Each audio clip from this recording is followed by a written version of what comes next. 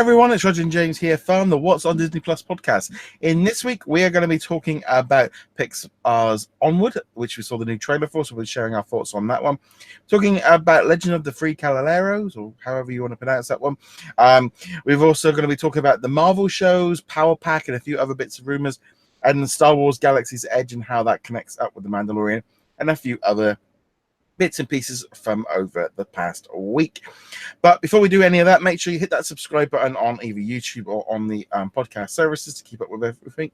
And let's jump straight into probably the most important thing. But James, what have you been watching it this past week? Not an incredible amount of Disney. I finished up Star Wars Resistance, but that was only like 2 episodes left. And it's still the same feeling I had last week, which was it's a perfectly fine show, but I never connected with it the way I did with Rebels or Clone Wars. So It'll be one of those footnotes, especially if it doesn't even get a second season or if the second season doesn't connect back to the first, which seems more likely. So enjoyable, but forgettable. And then other than that, it was Good Omens on Amazon, which has nothing to do with Disney, but I enjoyed quite a bit. So yeah, I'll be honest. We watched the first episode last night and it was awful, but I think I think a lot of it, based on what I've heard from talking with people, is that if you read the book, then you're like, oh, this is awesome. And if you haven't read the book, you're like, the heck is this? I don't understand it at all. So I have read the book, which I think gives me a lot more context to it, but I can totally understand why people would look at it. I don't know what this is. Yes, but nevertheless, also been carrying on with Chernobyl. Finished off Grey's Anatomy last night, so that's all done for me. Bit of an odd week. I did watch Spider-Man Into the Spider-Verse. I got that on 4K Blu-ray for my birthday. It was my first 4K Blu-ray disc since I got a new Xbox One a couple of weeks ago. Really, so it was kind of cool to watch that. But yeah, generally been quite. I watched the live presentation of the opening of Galaxy's Edge at California, and that was like an hour long nearly. It's just been one of those weird weeks of like just been busy at work and then a couple of evenings out and stuff, so I haven't really had a massive amount, but definitely some bits and pieces. I think I did a few episodes of Star Wars Clone Wars at the beginning of the week as well. And also I've got in this thing of a Sunday morning on one of our broadcast networks. Before I go to work, I'm ending up watching Avengers Academy and also not Avengers Academy, Avengers, the basic cartoon. I'm sitting there for like 2 hours on a Sunday morning watching cartoons. So that's lining up me quite nice. But nevertheless, let's jump into the kind of news. And really the big news from the Disney side, other than Galaxy's Edge, was Pixar kind of dropped the first teaser trailer for their new animated movie Onward, which is hitting cinemas, I think, March 6th. And so expecting it on Disney Plus probably between Thanksgiving and Christmas next year might be in line. But what did you think of that trailer? Not an incredible amount, honestly. For myself, I kind of saw it as like a Monsters Incorporated sideshow. I know they're not connected in any way other than they were made by the same team. They're made by the same team. They're both Pixar movies, but otherwise completely unconnected as far as we know. But I definitely got a Monsters Incorporated vibe from it. And not in like this is going to be a whole new story thing, but like, oh, you're recycling the same jokes and you're recycling the same stuff. It is Pixar, so I'm willing to give them a lot more leeway. And it's also just like a 1.5-minute trailer. It's not the full thing. But if this was not Pixar, if this was some other studio, whether known or unknown, I probably wouldn't even think about this movie again after this trailer. So not overly impressed, but it is Pixar, so I expect that it is better than it looks in this trailer. Yeah, it was a bit of an odd one. It was a bit like, okay, like can't quite put my finger on it. It's something wasn't quite connected. I think the idea of obviously, unicorns eating the trash, that was fun, and them having a dragon pet and all of that. It just like I saw someone comment on the trailer. Sorry, that is like, well, what's happened when the trolls in Frozen have grown up and they've got a bit taller? I wouldn't say it blew my socks off. It was very much along the lines of, okay, that looks fun. Looks to be some fun element. I think there's going to be a lot of banter between Chris Pratt and Tom Holland. I think that will be the key selling point. I think we'll see much more of that as the movie goes on. But Yeah, because it was a bit like we're going on an adventure in Guinevere, but they didn't really explain what they were doing or why they were doing it. And to be honest, teaser trailers shouldn't really do that anyway. No. But yeah, I thought, okay, this is fine. You know, I can see this is going to be a fun movie. But I think it's almost one of those things that we need to see more of it to kind of get locked in. And also, like you said, if they took that Pixar name and put DreamWorks on it, that kind of felt like that kind of thing of like, yeah, I'll wait for Blue. I will wait rather than go cinema. I think that thing Pixar will pull me in. It didn't feel like as polished as previous Pixar movies. The animation seemed a bit flat, a bit simple. It's hard to put my finger on it. Yeah, it does seem to be lacking a spark of some sort. You know, some distinctively Pixar thing. There's not a jump forward in technology that we can see. There's not a compelling hook to it that says, oh no, this is a story you've seen, but we have our version of the story. No, this feels kind of like a paint by numbers, odd couple buddy comedy, but they're trolls and there's dragons and the unicorns are raccoons. And it's like, okay, maybe try a little harder. But again, it's a teaser. Yeah. It's not supposed to give away the story. It's just supposed to make you go, oh, there's a Pixar movie. It's got Chris Pratt. It's got Tom Holland. And then make you want to check out the first real trailer when that comes up down the road. I assume that they're releasing this in anticipation of having it lead into Toy Story 4 later this year. It's something that's attached to that movie. And then we won't see anything else. Well, no. We'll probably see some more of it at D23. Actually, because I remember first hearing about this project at D23 2 years ago. They didn't say much about it because it was still conceptual at that point. But once they rolled this teaser, I was like, oh yeah, I remember them talking about this now. So yeah, I suspect actually that trailer will just run in front of Toy Story. I don't think we'll get a proper trailer for months. No. Right? No, I don't think there'll be a trailer at D23 or a different trailer at D23, but I think they will talk about it. We'll learn more about the characters. We'll learn more about maybe a very overarching plot summary, not like the nitty-gritty, but just this is the point of their quest kind of thing. But yeah, not a full trailer. I mean, it's not even due out for March. More than a year. Yeah, almost more than a year. So yeah, I wouldn't expect to see much more really until after Christmas, maybe in general, because of how it works. They want to start building up for it.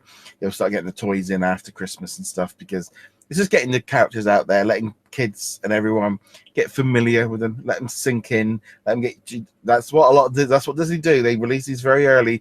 They let these characters and stuff sink into your brain to start seeing it a little bit more regularly. But looks okay. Like I said, I think we're both in that same point. And I'm going, okay, we need more. We need a little bit. It didn't blow me away, but I think this is this is a good thing as well. We know obviously Pixar is going to be one of the core 5 brands of Disney Plus. So I was looking. I originally thought Christmas, and then I was like doing the finger math and going, no, they might pull it in for Thanksgiving. It really depends. I'm hoping by the time we get to then, the platform will be running for over a year by then, and we might have a better idea of how quickly things are moving on there because. At the minute, we're looking at 7 to 8 months. It might be less by the point that gets to it. But I'd love to know your thoughts on the Onward trailer. Let us know in the comments below. Okay, let's jump into some of the other news of the week. So the other big news from Disney was that they opened up Galaxy's Edge over at Disneyland in California this week. New themed area. They got a big new Millennium Falcon ride. They got more rides on the way. They did a big presentation where they brought in Mark Hamill and Harrison Ford and George Lucas and did this big presentation, a lot of fun. But one of the key things that Bob Iger said during an interview was that there are things from the Mandalorian in there, in the themed area. There's some little nods to it, and obviously until you see the series, you won't notice them or won't know what it is. And there's also some nods to Rise of the Skywalker. And also they've said that they can kind of bring things in. And I'm very much thinking along the lines, this could be a set piece. It could be a weapon or a picture of an animal or something like that on a head in the bar, which at the minute we don't know what it is, but it might make a little bit more sense once we've seen the TV series. Right. And, when they originally announced that Galaxy's Edge was going to have tie-in material, we were talking about books in this case and comics and stuff. I was like, how do you do tie-in material to Galaxy's Edge? 'Cause it didn't really factor into the first one, which was Thrawn Alliances, the second Thrawn book. There, it was a setting there, but if there was any connection to Galaxy's Edge, we didn't really know what it was. We've got the comic running right now, Galaxy's Edge 5-issue miniseries. I think 2 issues are out, and that was really where I started to see how it would connect into stuff, because the first issue was a story about how the Ithorian collector, who is one of the main characters in Galaxy's Edge, the attraction area, acquired a baby Sarlacc pit, which is kind of cool. And I gather if you go to Galaxy's Edge, and I'm not going for months, I'm waiting for to die down even a little bit, just a little bit. But you can see the baby Sarlacc pit. And if you're there, it's just like, oh, cool, it's a baby Sarlacc. But if you've read the story, like, oh, he got it this way by contracting smugglers to do this. And so we don't know how that'll sink into The Mandalorian, but I'm assuming that, like you were inferring, there will be items in the shops and in the areas where after you've seen The Mandalorian or after you've seen Rise of the Skywalker, you go, oh, that's what that piece is right there. That was where, he shot that thing and it fell off, or, So it's very clear now that Galaxy's Edge, they've put a lot of thought into the lore of Galaxy's Edge, and I can't wait to get over there and actually see it for myself. Yeah, I mean, we never know. There might be a scene in the TV show where they go to the planet that they was it Batu? Batu, yeah. Something. That's how it's spelled. I'm not sure if that's how it's pronounced. Yeah, well, that's I mean, me and pronunciations never really work amazingly well. Anyway, especially with it's just one of those things. If sometimes you see a word and you read it, and that's just it. And especially there are certain words that you read when you were a kid or when and you had no concept of Google. There was no YouTube. So if you mispronounced it wrong and no one corrected you, you've had 20 plus years of pronouncing it wrong. It's very difficult to get your head of it, especially when you try to say Schwarzenegger. Came up in a video. I did a video with the True Lies one, and people go, well, how did you pronounce that? I go, well, in the 80s, we didn't have no other way of, you just put a but nevertheless, it's just kind of, I like the idea that they're doing this. We're obviously going to get one of these areas over at Walt Disney World this coming August.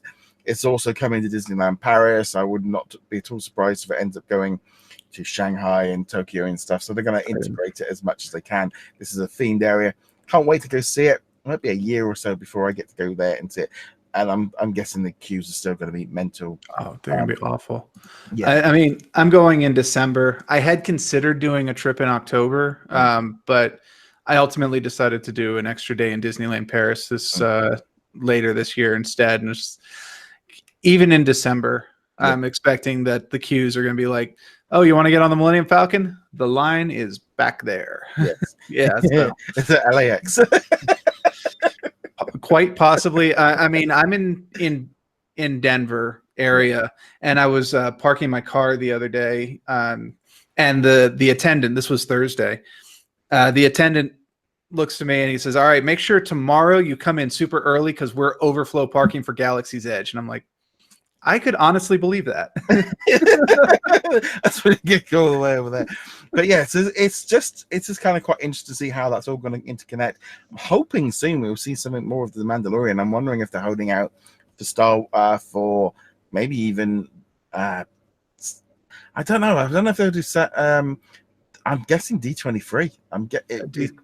It's the next big one. Yeah, I mean, I can't see them doing it at San Diego because that's kind of more Marvel side.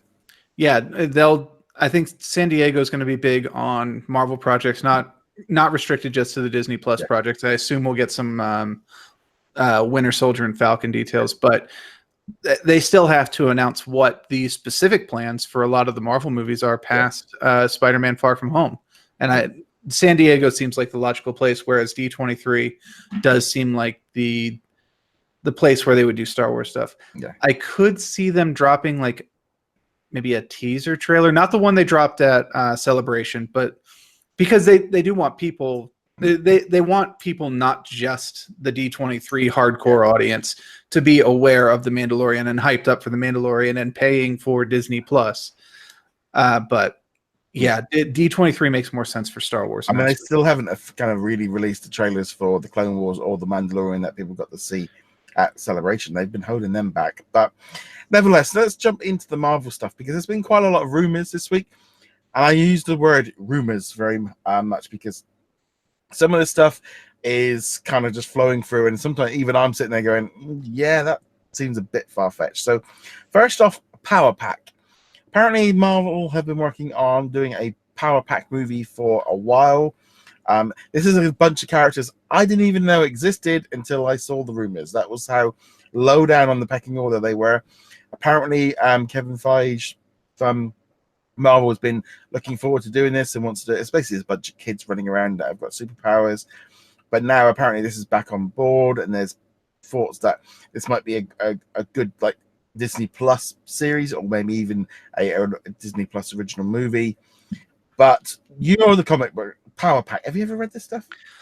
I've seen them in like cameo appearances. They were pretty big in the 80s.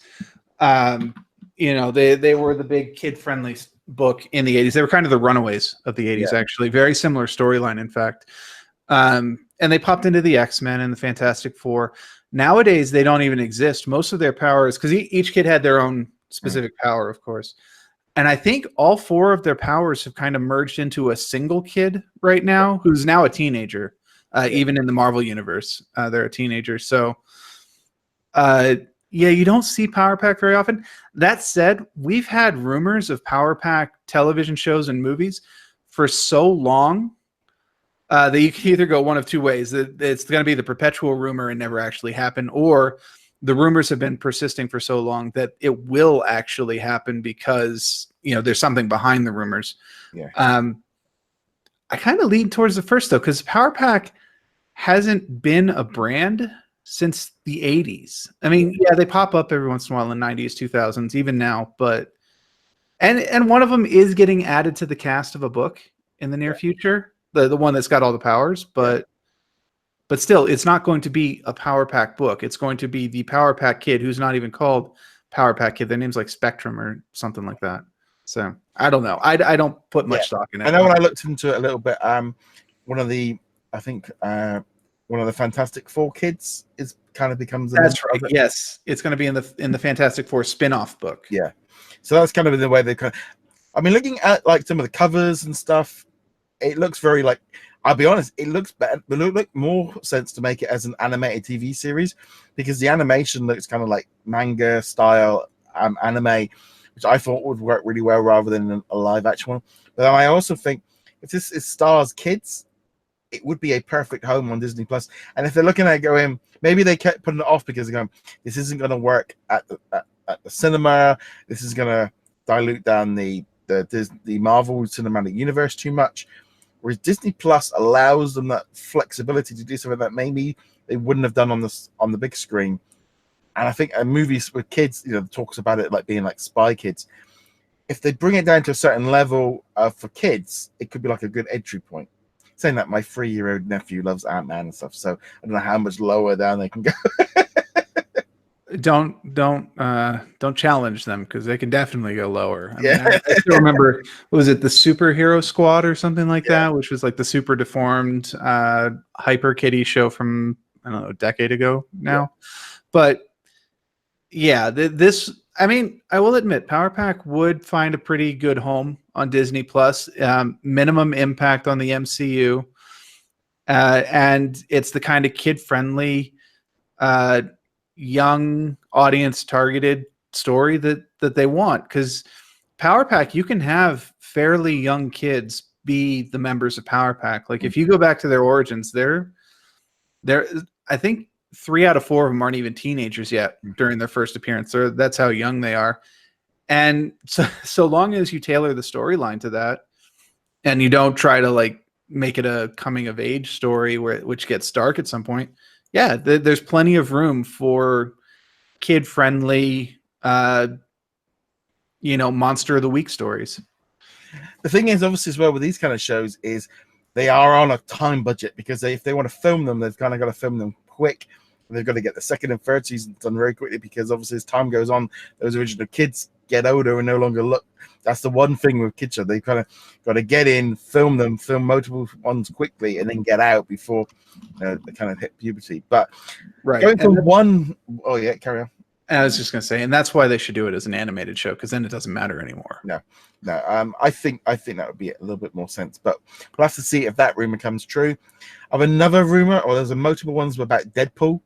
First off, there was a rumor going around that Sony wanted Deadpool in Spider-Man 3, the one after Far From Home, and then even Deadpool's creator was like going, no, that's not happening. And then some other rumors were like, no, they want Venom, they want to bring Tom Hardy in, and then there was the rumors of like, no, Deadpool on a Disney Plus show, and I'm sitting there, and even I'm like writing this kind of, I don't think I could have put the word rumors in that video or in that story anymore, because this whole thing was just like Deadpool on Disney Plus.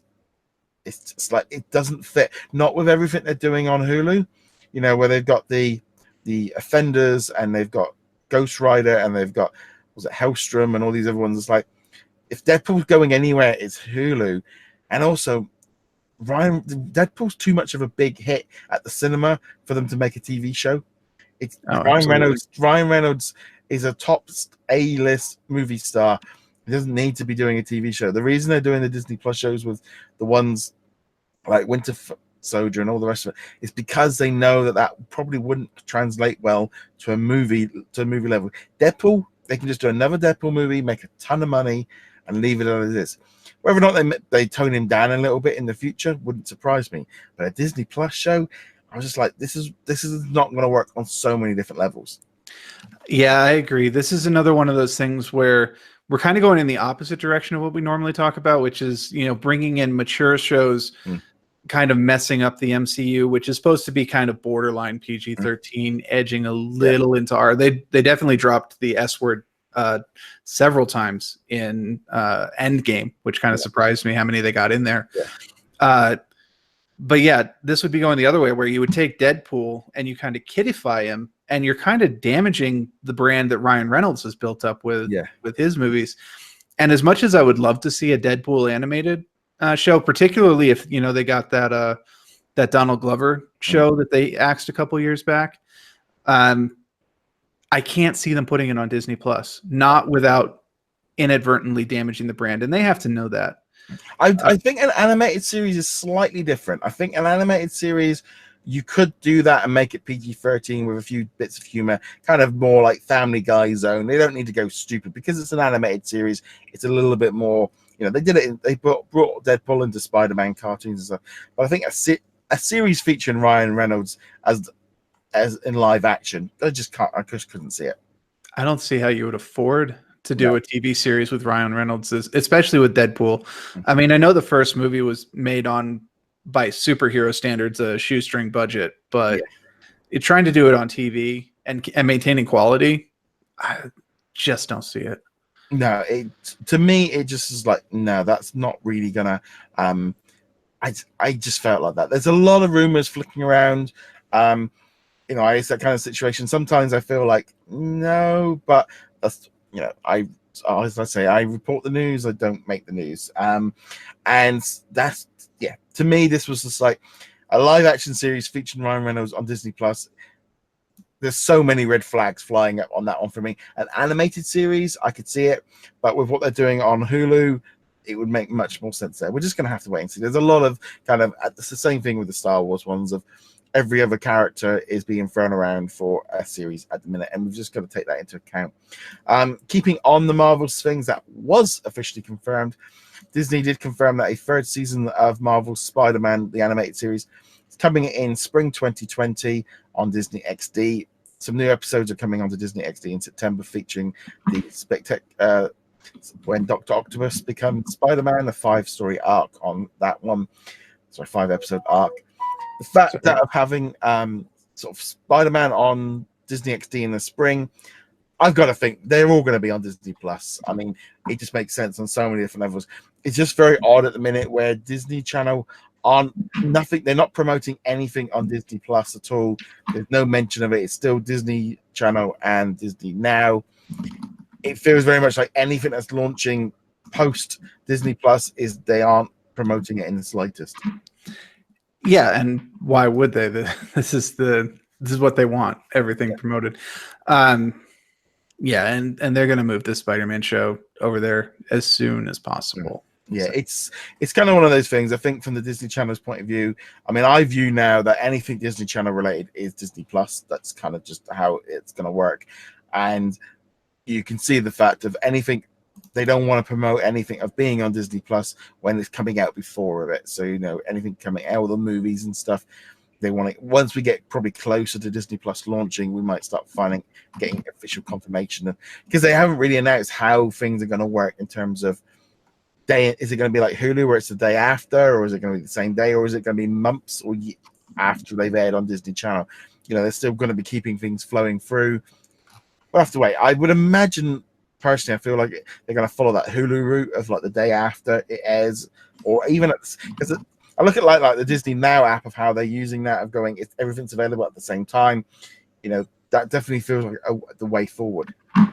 Yeah, and I mean that's kind of the industry standard. Even if you aren't going through a streaming service, even if you go through Amazon, you buy a season pass for show on Amazon, you don't get it the day it streams. You get it the day it airs. You get it the day after. Like for instance, prior to recording this, we got a new episode of Agents of S.H.I.E.L.D.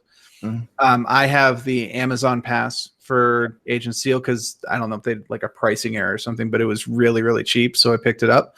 As of the time of recording, the show aired, I think, about 4 hours ago, and I will not get it on my Amazon account until probably 16 or so hours from now. So that's kind of how the industry works, and I fully expect that that's how Disney Plus is going to handle it too. Yeah, unfortunately, we've just got to have to wait. On that note, there was kind of an interesting sort of article really about Marvel again. Of the Captain Marvel producer was sort of saying how the Disney Plus shows are a way of kind of going into the universe and exploring details and stuff, and it was all very kind of like, okay, that's the typical thing. They're fluffing up Disney Plus at the minute, kind of, because I think they're very much aware that the stuff they've done with the Daredevil seasons and Runaways and Agents of S.H.I.E.L.D., where it's all been a one-way street. I think they're very much aware that they want to make sure that they set up these Marvel Plus TV shows that go, no, they are important. You should watch them. This is a reason to get in on it. They're definitely saying, and also the fact that they're being made by the Marvel Studios team, whereas the Hulu shows and stuff like that, they're all standalone products. Right. And there's a lot of advantages for them to push Disney Plus as a way of doing this, because I think one of the things with the movies, the MCU movies, is that just by their nature, they all have to be save the world affairs.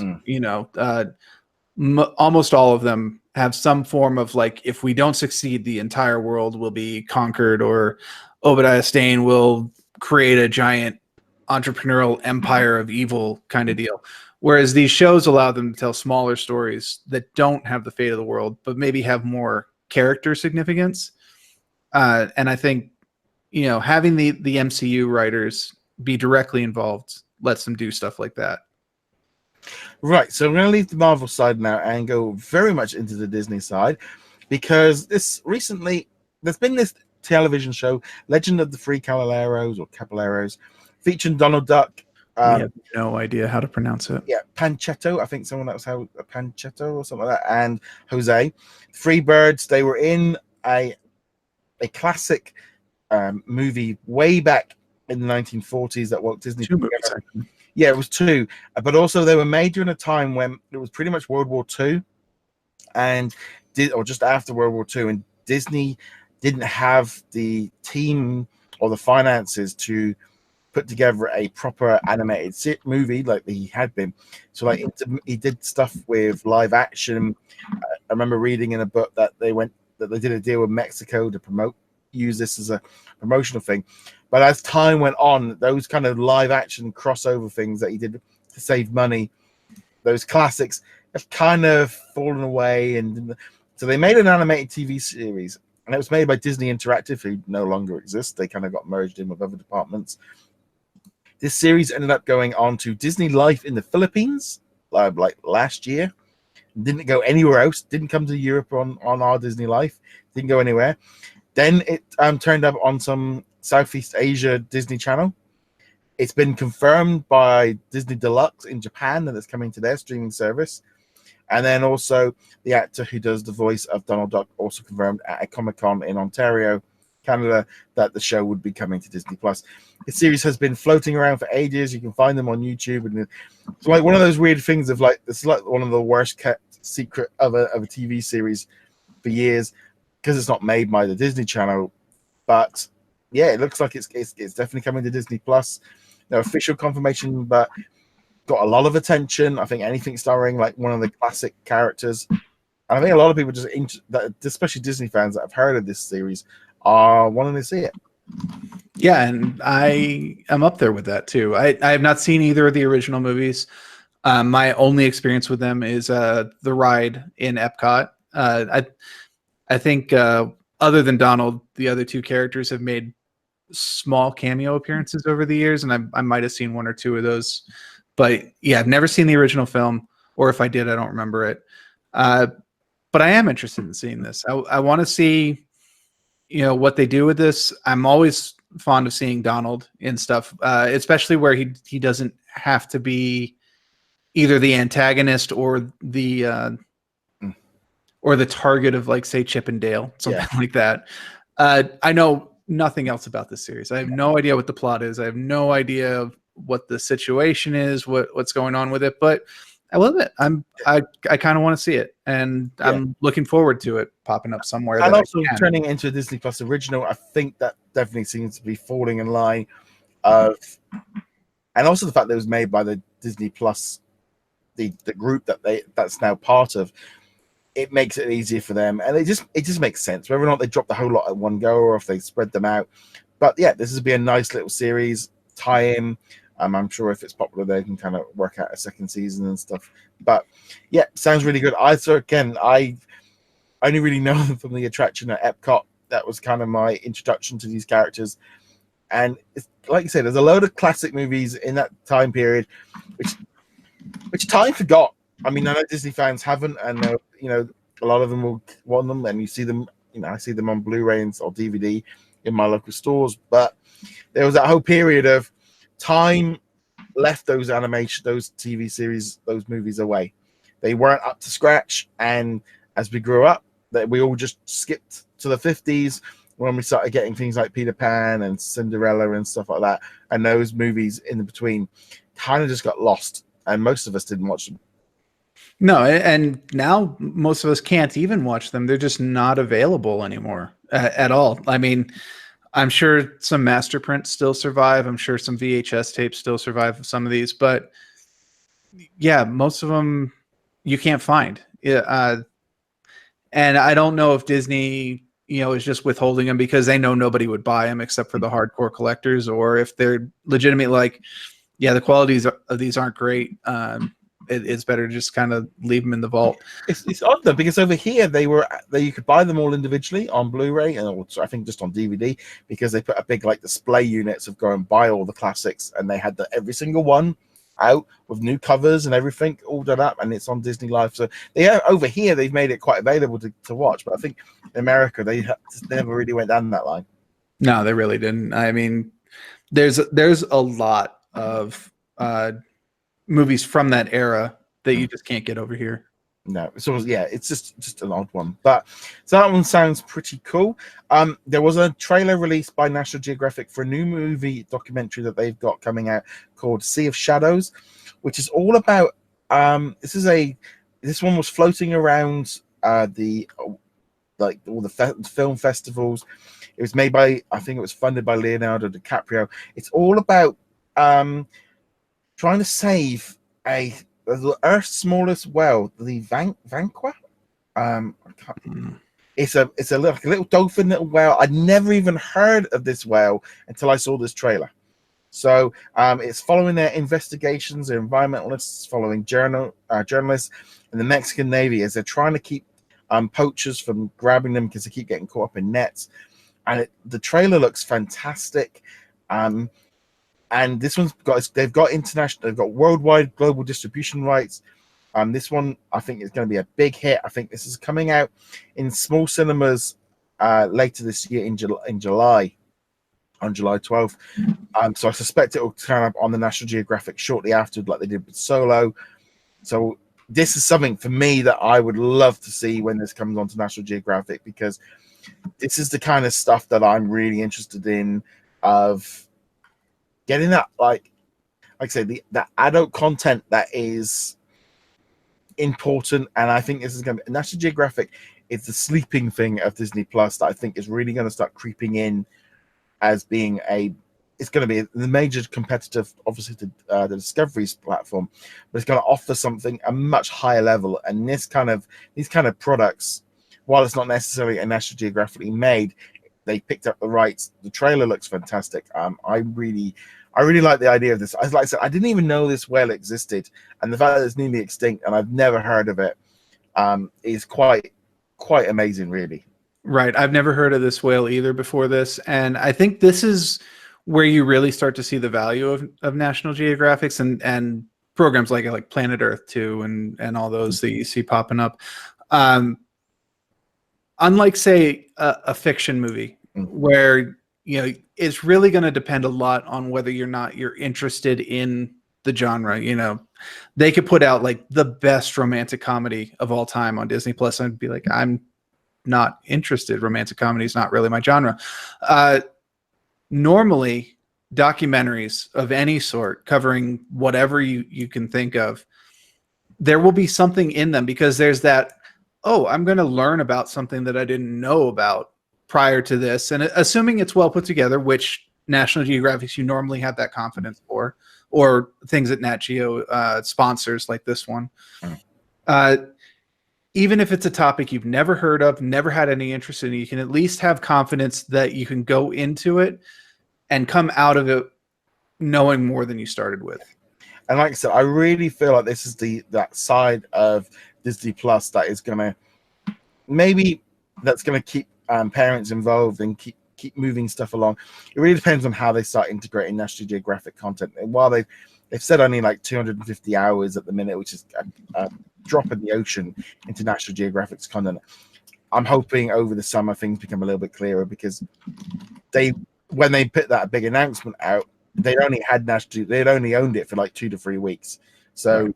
It's still very early stages, but this one looks great. This was a personal one of me going, see, I'd much rather watch that than maybe like Penguins, because this is a proper, it's not a sort of a dumbed down kids version. This is a proper documentary that really kind of will catch my imagination and my thoughts much more.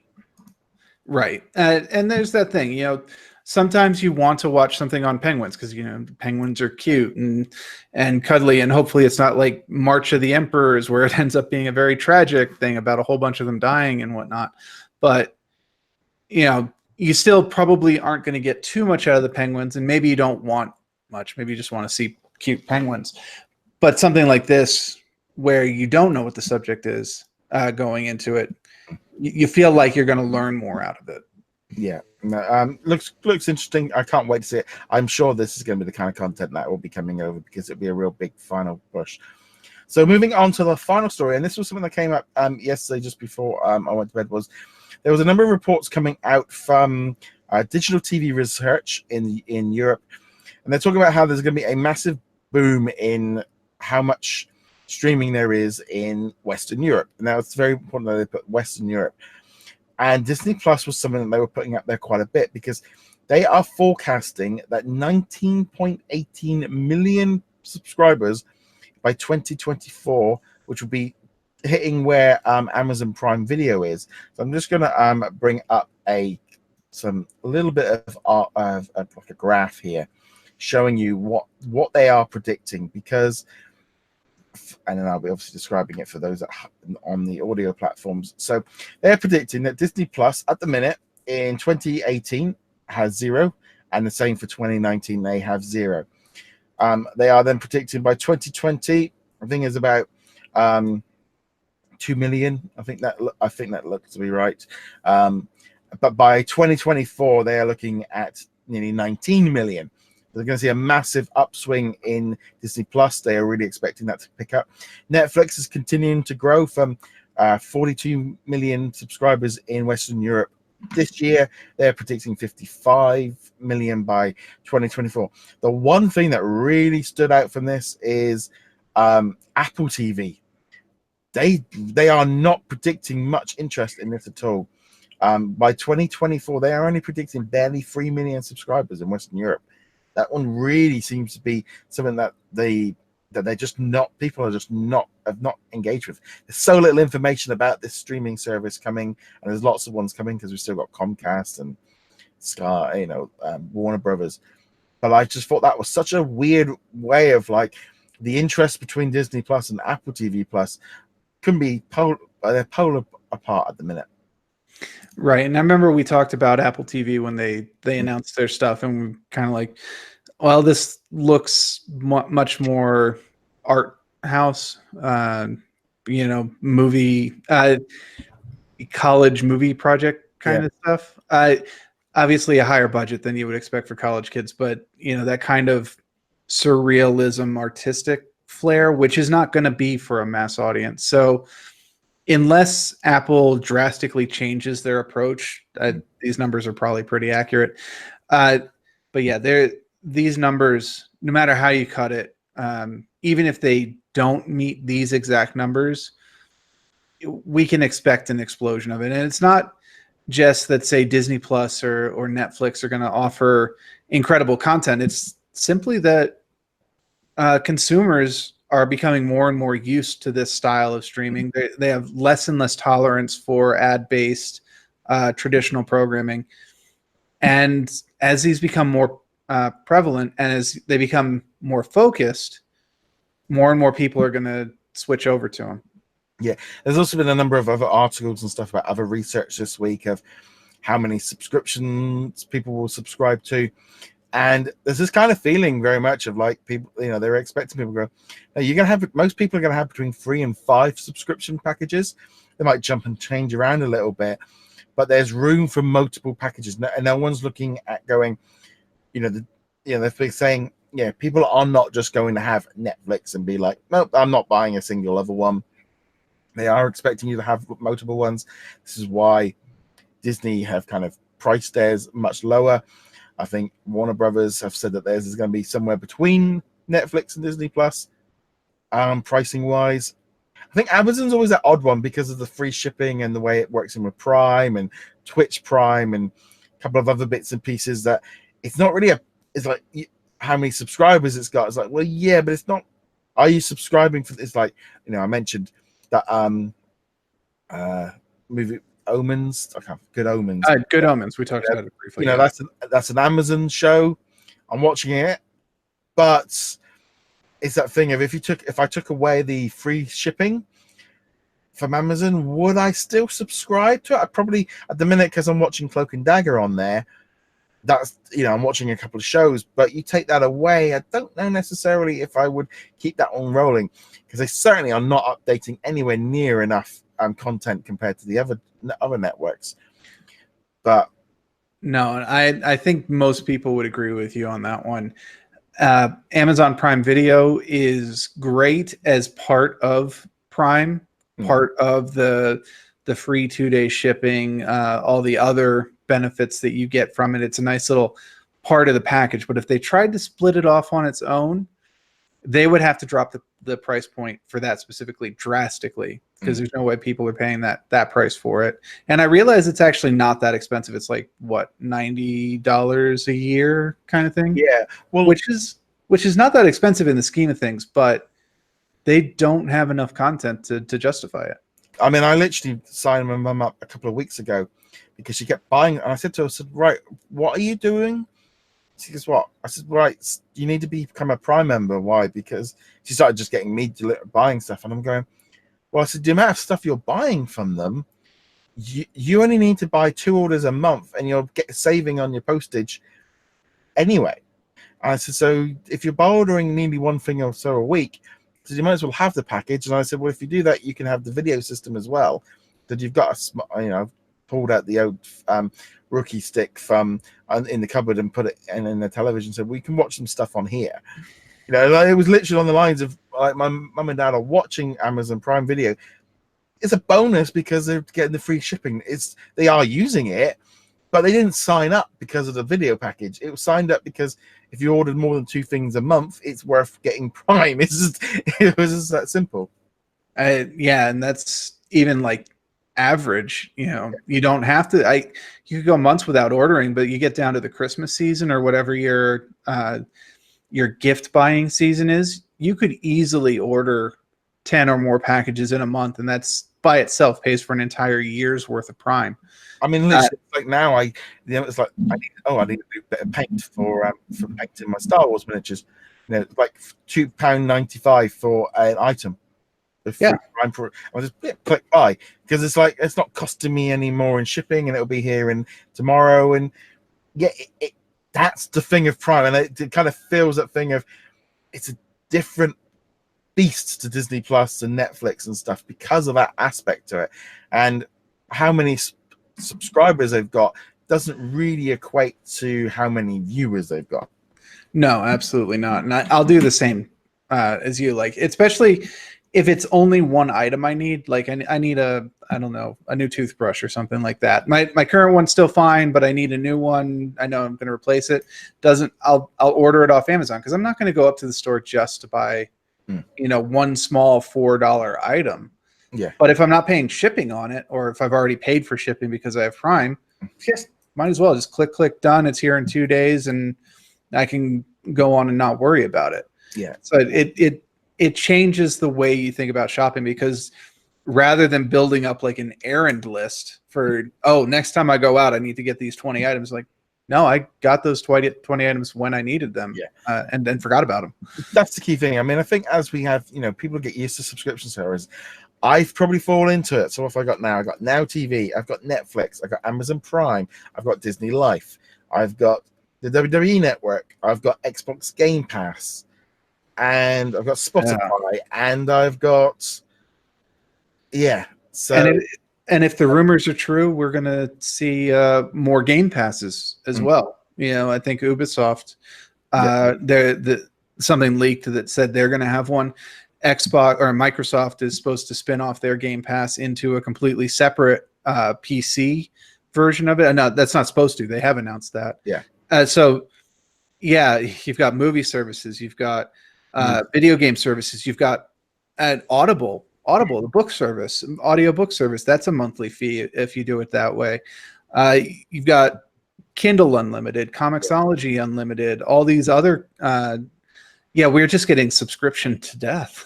Yeah, but this is the problem, is there's going to be multiple versions, and you are starting to go, hold on a minute, I'm spending like $70-80 a month on subscription services.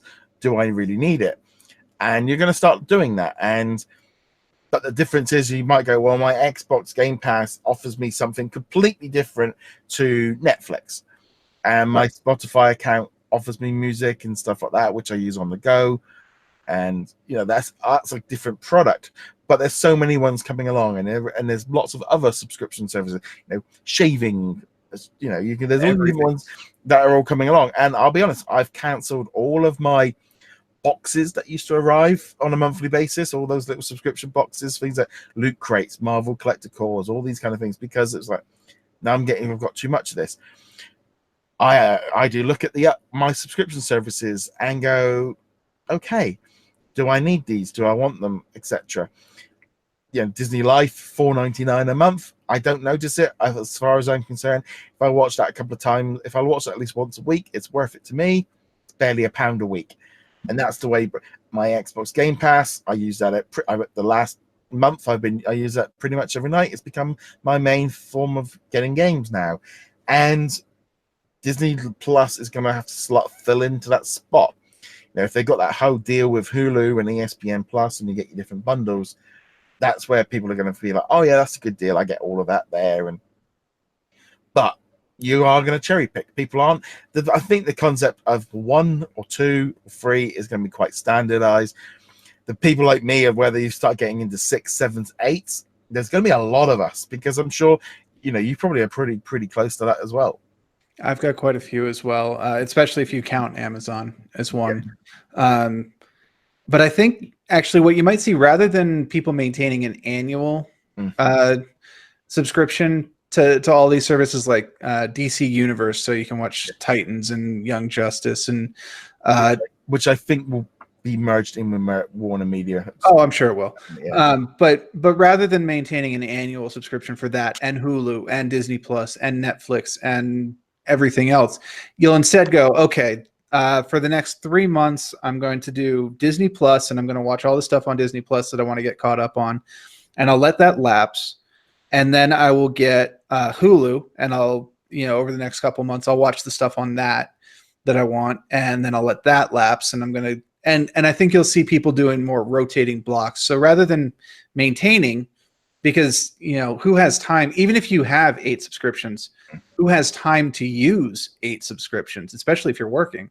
I mean, it's like me now with Now TV. I think once I finish Chernobyl, now that sort of I finished off Grey's Anatomy and stuff, and Fire and Station 19, all these over the summer, there's not really a lot on there, so I very easily could end up dropping that one off. And this is the key thing you're going to have to keep doing. I do think this is where Disney Plus have got that idea of they want to drop stuff weekly because they know this is going to become the problem. I think Netflix and Amazon, this idea of dropping everything at once and going, there you go, have that. It's like, yeah, but like you said, you're going to start going, well, no, I only want to watch that series. I've subscribed for a month or two, watch all of them, and once I've finished with them, I'll come out and wait until something else drops in.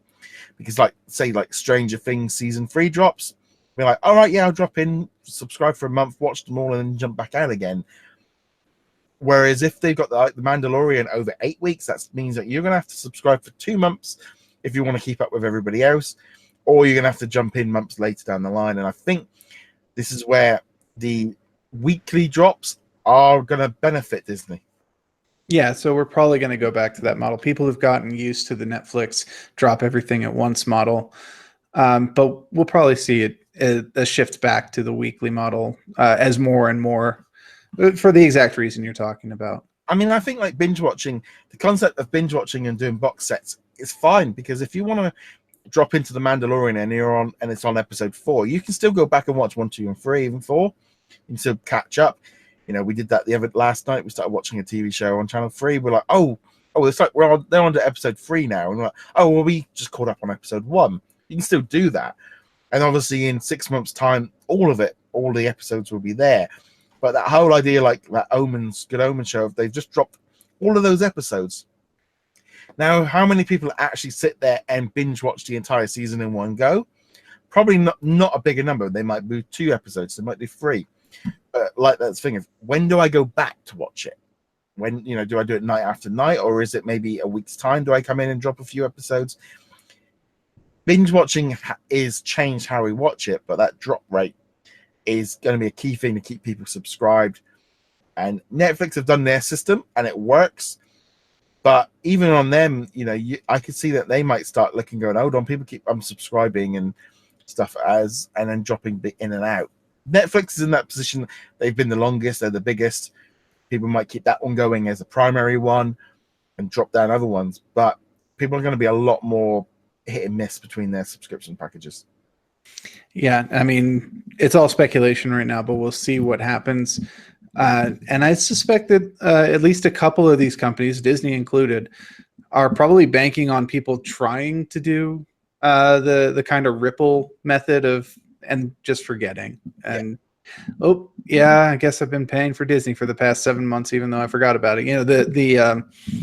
The gym method of that's a big thing with Planet Fitness and stuff like that over here. They don't actually expect you to come to the gym like 3 months after you sign up. They expect you to keep paying, though. Yes. But nevertheless, if how many subscription service are you subscribed to? Let us know in the comments. That'd be kind of interesting to know. So that pretty much wraps up this week's episode. We'll be back next week with all of the rest of our Disney Plus news. So before you do that, make sure you subscribe on YouTube. We just hit a big milestone of 10,000 subscribers this past week over there. Massive achievement. So big thank you to everyone that watches there. Also on the podcast services, numbers are continuing to grow there. So big thank you for doing that. Follow us on Twitter and Facebook, and visit the website. I'm James. Where can they find you? They can find me through you. Yeah. Harass Roger if you want to send a message to me. And on that note, guys, thank you very much for joining us. We'll be back soon with another episode. Laters. Later.